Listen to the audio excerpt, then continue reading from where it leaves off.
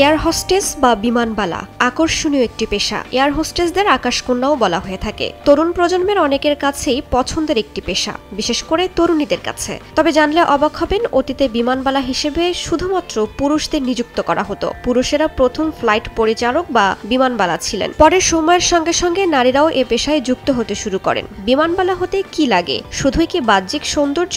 চলুন জেনে নেই বিমানবালা হতে কি কি যোগ্যতা থাকতে হবে। এয়ার হোস্টেস হতে প্রয়োজন সাবলীল বাচনভঙ্গি, নজর কাড়া সৌন্দর্য, স্বাভাবিক গড় উচ্চতার চেয়ে একটু বেশি। সাধারণত বয়স 18 থেকে 24 বছরের মধ্যে হতে হবে। মেয়েদের জন্য কমপক্ষে 5 ফুট 3 ইঞ্চি এবং ছেলেদের জন্য 5 ফুট 8 ইঞ্চি উচ্চতা থাকতে হয়। আর ওজন উচ্চতার সঙ্গে সামঞ্জস্যপূর্ণ হতে হবে। চোখের মাপ 6/6, চশমা বা কন্ট্যাক্ট লেন্স গ্রহণযোগ্য নয়। হাতে কোনো কাটা দাগ কিংবা শরীরে কোনো ট্যাটু থাকতে পারবে না যা সহজে দেখা যায়। সাঁতার জানা জরুরি। কোনো কারণে বিমান যদি পানিতে অবতরণ করতে হয়, সেজন্য বিমানবালাদের কমপক্ষে 20 মিটার সাঁতার কাটার সক্ষমতা থাকতে হয়।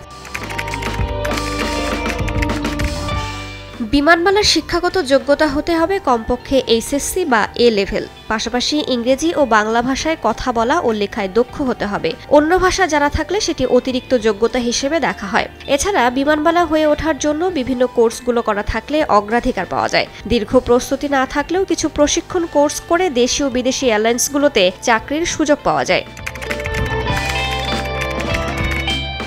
বিমানবালাদের বেতন শুরুতে 40 থেকে 60,000 টাকা। অভিজ্ঞতা বাড়ার সঙ্গে সঙ্গে বেতনও বাড়তে থাকে। বিদেশি বিমান সংস্থাগুলোর ক্ষেত্রে শুরুতেই বেতন পেয়ে থাকে 1 লাখ টাকার বেশি। বিভিন্ন দেশে পৌঁছানোর পর 5 তারকা হোটেলে থাকার সুযোগ পান। দীর্ঘদিন চাকরি এবং কাজের পারফরমেন্স ভালো হলে মেলে প্রমোশন। সেক্ষেত্রে বেতন এবং অন্যান্য সুযোগ সুবিধাও বেড়ে যায়। শুধু বিমানবালার নিজের জন্যই নয়, তার পরিবারের সদস্যদের জন্য আছে নানা ধরনের সুবিধা। পরিবার সহ বিভিন্ন দেশে ট্যুর করার সুযোগও রয়েছে এই পেশায়। বিমানবালা হয়ে যত বেশি আকাশ ভ্রমণ করবেন, তত উপার্জন করার সুযোগ রয়েছে।